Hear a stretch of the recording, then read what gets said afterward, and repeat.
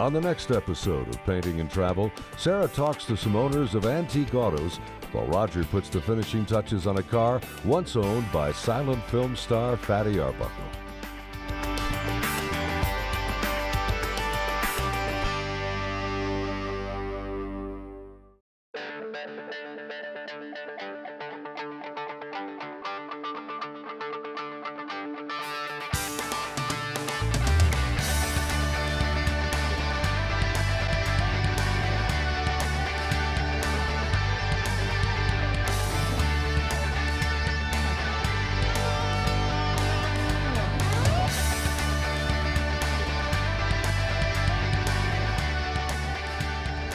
On our last episode of Painting and Travel, Sarah and I visited the Concours d'Elegance in Amelia Island, Florida.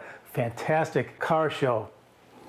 It was there we saw this fabulous automobile owned by Jack Nethercutt, who also owns a fabulous museum in Selmar, California. This car once belonged to Fatty Arbuckle, the famous silent screen actor. It was important that I get all these big shapes in, but now they're all in place, what I need to do is take each section and just work on the detail piece by piece. The colors I have out on my palette today are white, ultramarine blue, cerulean blue, purple, alizarin crimson, naphthol red, cadmium red light, and Indian yellow. So basically I'm working with just the primary colors in basic shades. Well, I think I'll start by putting some finishing touches on these headlights. I'm mixing up cerulean blue and white, and I'm going to put some highlights right on the top of this light. Normally anything like this would reflect a warm tone from the sun, but since this is chrome, it's reflecting the sky, so I'm using the cool colors to paint this. Put a touch of pure white right there where the sun is sparkling off that chrome. This circle right here is actually part of the glass right there.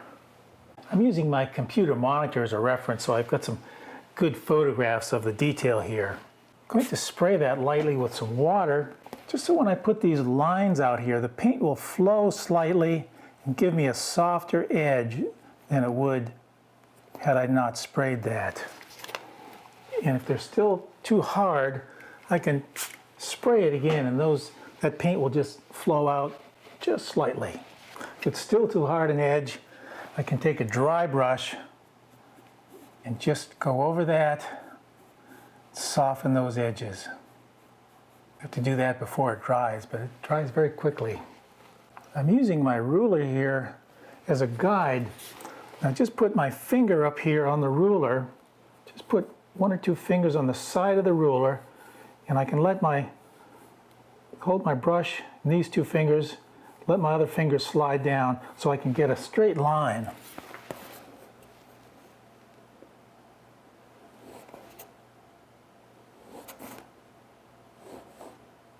There are a few darker colors inside this headlight, so I'll mix up some colors with my blue and red and yellow just to make a dark tone. There's a few spots of just dark tone right in here. I'm just applying this with a very light touch. Now I'll move over and do the headlight on the left. And once again, I'll take some pure white, put these highlights in. I'm going to put them approximately in the same position as I did over here. It's sort of an angle that goes like this. So I'll keep that position about equal. Well, I'm going to work on the grill next. I've got the radiator, this dark part is the radiator. I've got that in there. Now it's time to put that chrome grill work over it. Again, I'll mix some cerulean blue and white. I think I'll just stay with that color for now. I won't mix a third color in it, just the cerulean blue and white. Well, this is always a bit tricky here. What I need to do is, I think just for my own benefit, is strike some horizontal and vertical lines across this area. That way it can give me a bit of a guide. So when I start putting the lines across there with my brush, I can have a a guide every once in a while so I don't start to curve them one way or the other, to keep them all horizontal and vertical. I just have a pastel pencil here, and with my T-square, I don't have to strike in every line, but just here and there, just to be sure I'm on track. Keep these all horizontal. Okay, back with the cerulean blue and white. Now I'll start on the right-hand side and work this way. That way I won't get my hands into my wet paint. Here I'm coming up to my first guideline right here that's very faint, but I can see it, and that way I know I'm doing these vertically, not curving them off one direction or another. I'm not sure if I have a astigmatism or not, but occasionally I look at a painting and I will notice that some of my buildings or something are tipped slightly, and I certainly don't want anything tipped crooked on this radiator grill. What I need to do to get this line down here and drag it all the way is first of all, I need a good brush, not an old beat up brush. I need one that has a nice point to it.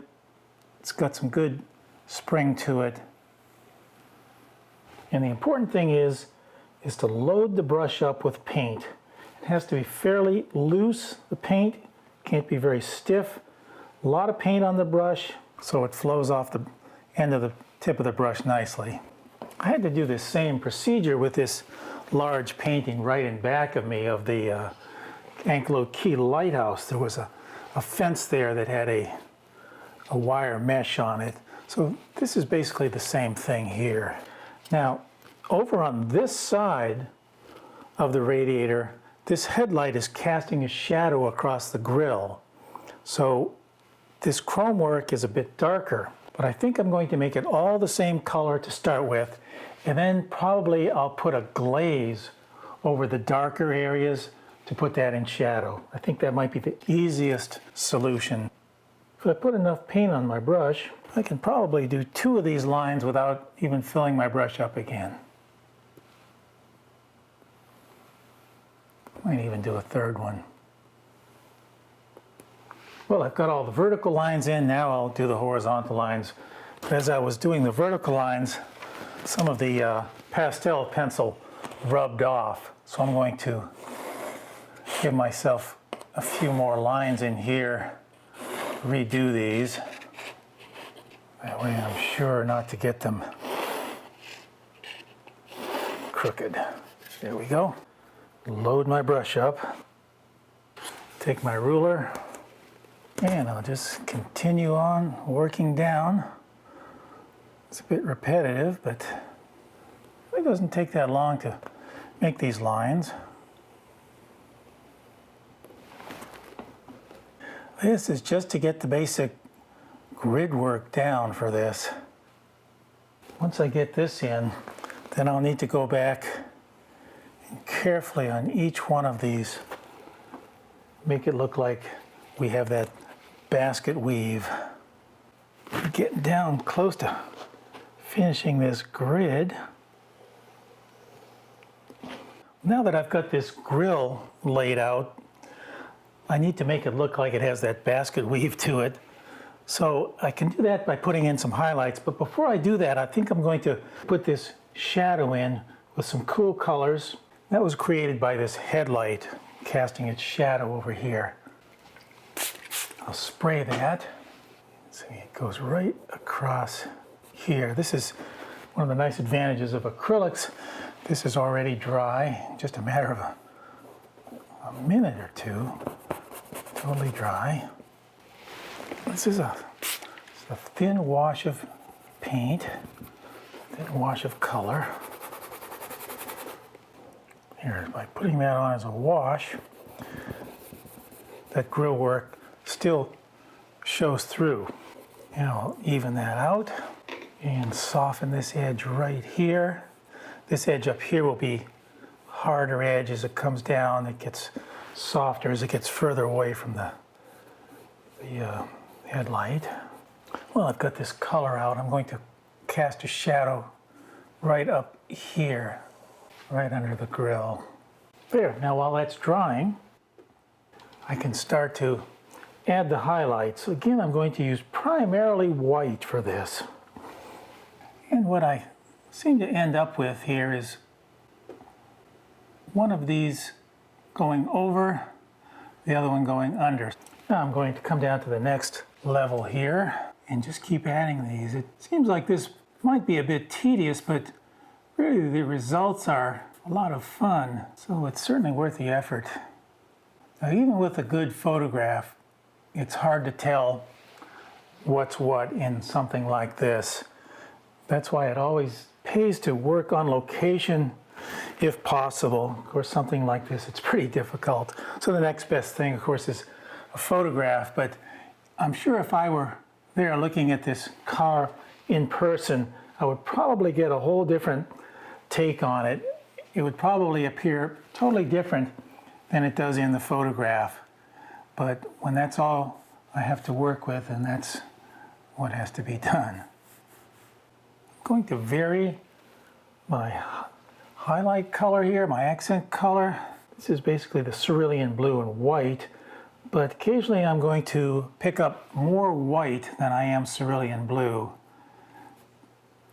and just grab some more highlights through the area where the sun might just be sparkling a little bit more on one area than another area. This is essential that I put in these highlights just so it doesn't look like a bunch of square grid marks on here.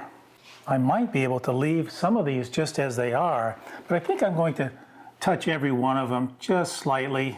And I'm discovering as I go along here that this pattern can vary slightly and still look fairly accurate. Right down in the shadow area of this grill, I need to add some highlights as well, but they won't be nearly as pronounced as the ones up in this area.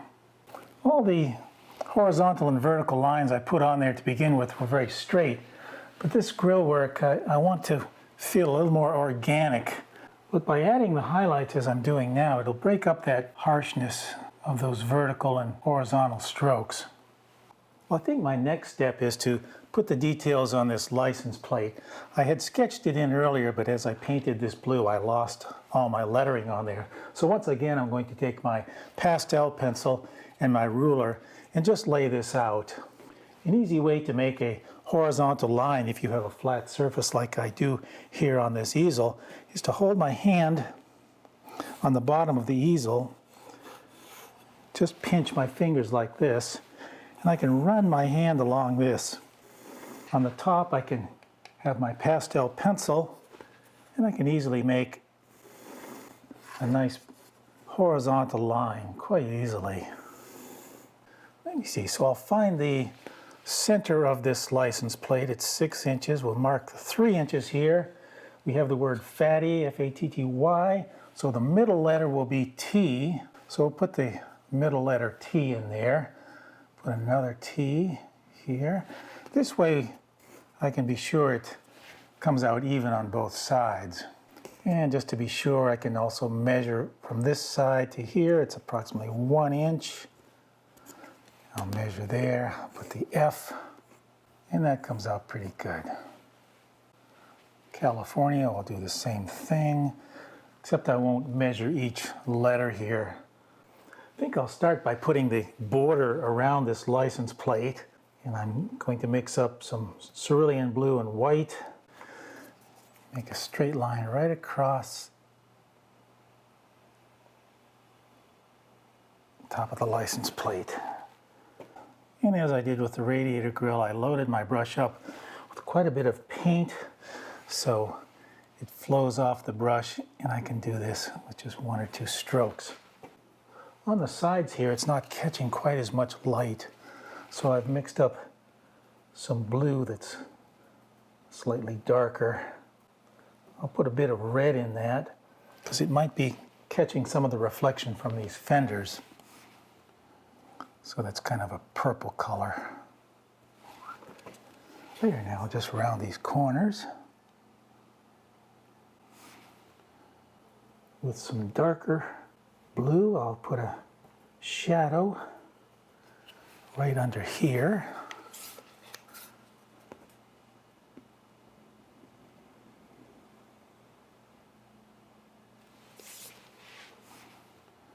Now for the lettering, it's a kind of a bright yellow color, so I'm going to take my Indian yellow and white. My Indian yellow is transparent, which means if I put that on there without any white in it, this blue would just show right through it. So I'm mixing some white with it. Is light, and this will make it opaque.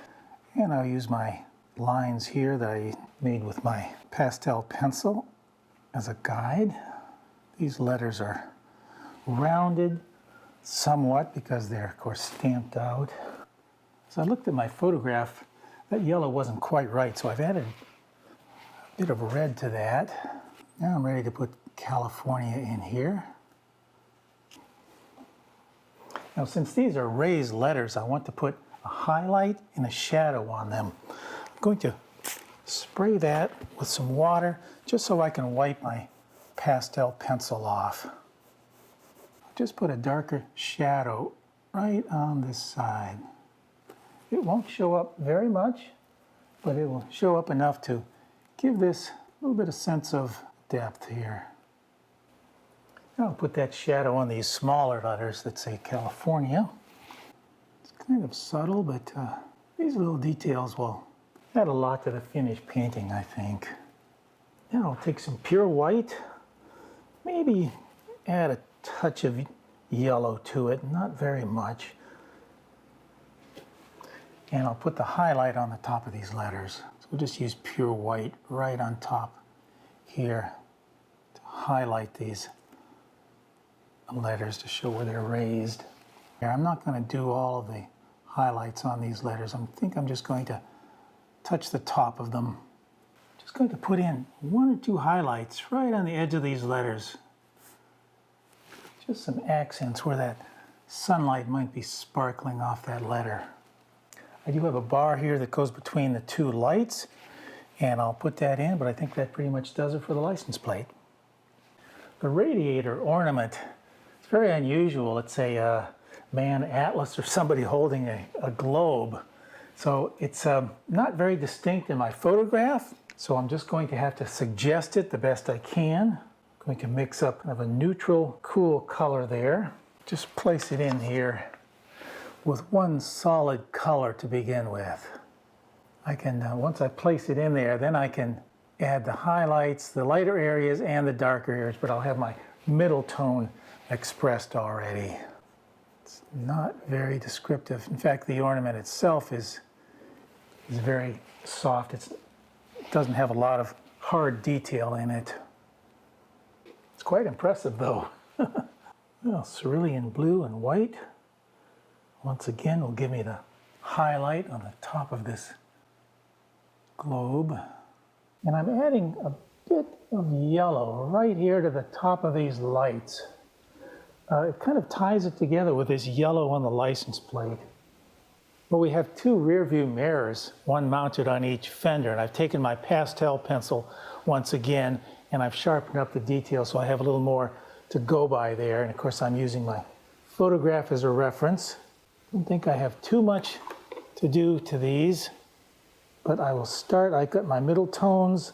I'm going to mix up some blue, and I think I'll put some red in that because these dark areas right under here are going to be reflecting the fender. Yeah, I can see where this this reddish color is reflecting the fender, so this is a good idea to make this kind of warm in here. On the top side, it will be cooler because it's again reflecting the sky, and that adds some nice color to the piece too, to have this warm color and the cool color above it. I'm going to put a touch more red right in the bottom here where this is going to catch the light from that fender. So we got this purple color, and then we'll really go to a dark red down there.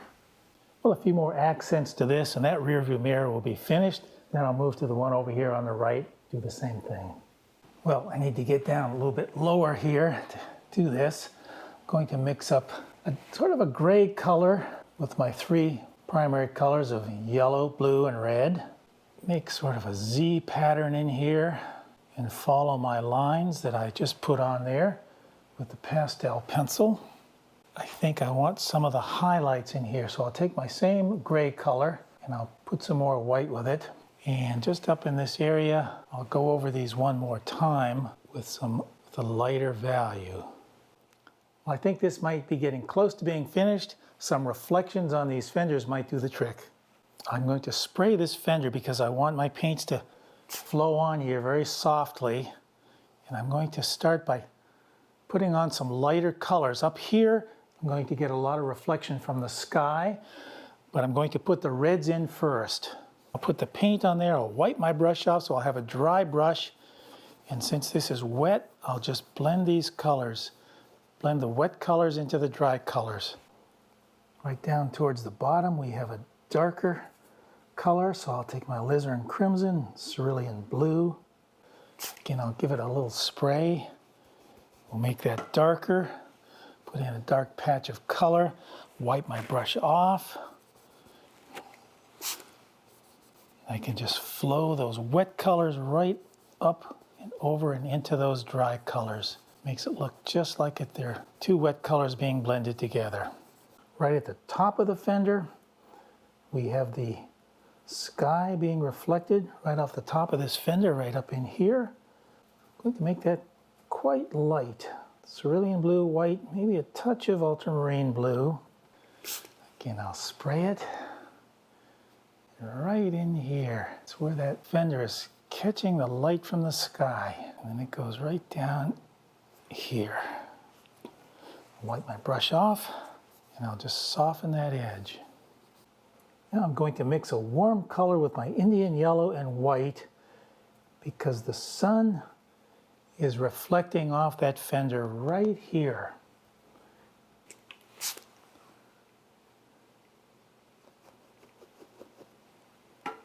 I'll wipe my brush off and I'll just start blending that. Now keep in mind, this is dry. This paint right here is totally dry. With the use of my atomizer and sprayer, getting this a little bit wet, it looks like these two colors are wet and I'm blending them together. Right on the edge of the fender, I'm going to take my small pointed brush and I'm going to put a highlight right on the edge of this fender where it's catching the sunlight.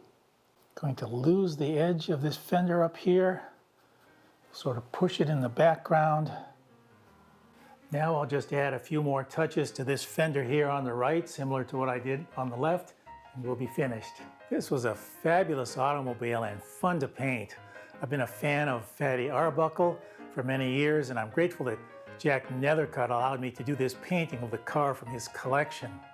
There were many other incredible automobiles at the concourse in Amelia Island, Florida. So this is a good time to show you a few more of those, and then we'll take one last look at this painting.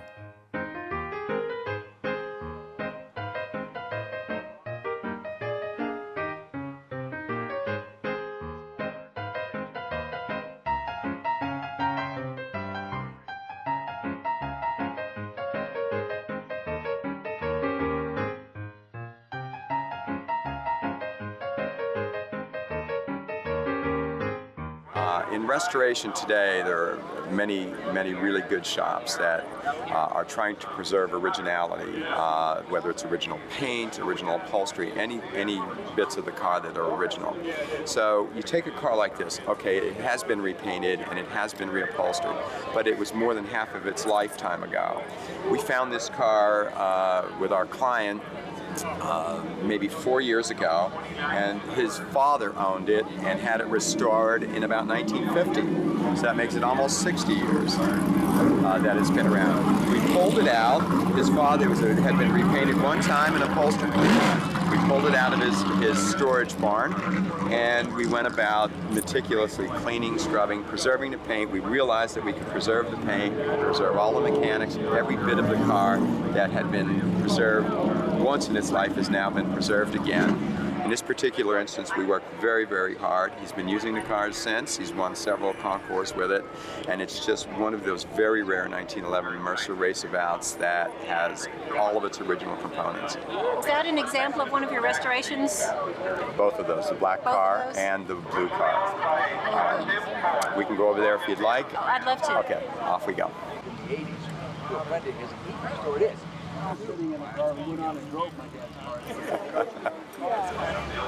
Well, this car was originally built in the mid-20s by a fellow by the name of Al Bagnotti, whose brother was later famous for Indianapolis race cars and engines, George Bagnotti, all of San Francisco. There it went to my dad, Louis Vermeil, in say 1937-ish, somewhere around there, and they ran it a little bit before the war. And then the war stopped all racing. And then after the war, he got it going again. He started running it about 48 or 49. And then he ran this car until the engine got too small and underpowered to compete. And he set this one aside, I'd say 1952 or 3, and never ran it again. And then he started running some of his other cars that he got later with bigger engines. And when my father passed away in 1986, I asked the family if I could take old number 7 and set it aside that someday I would restore it. And so someday it's come. It's finished. And that was a long time ago. So it's been in our family since the mid-30s. So this car is really an old friend. Yeah, it's part of our family. Mm-hmm. It's part of our family.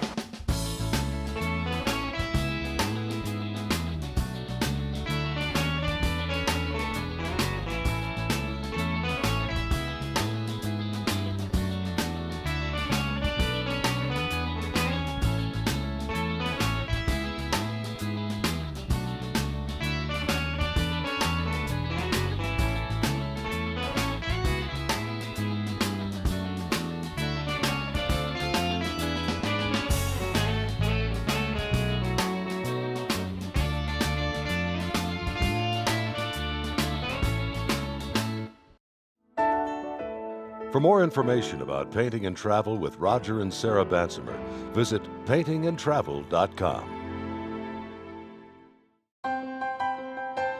If you'd like to order a copy of this episode of Painting and Travel or any one of the programs in the series, log on to paintingandtravel.com. Each DVD contains 3 programs and costs $19.95.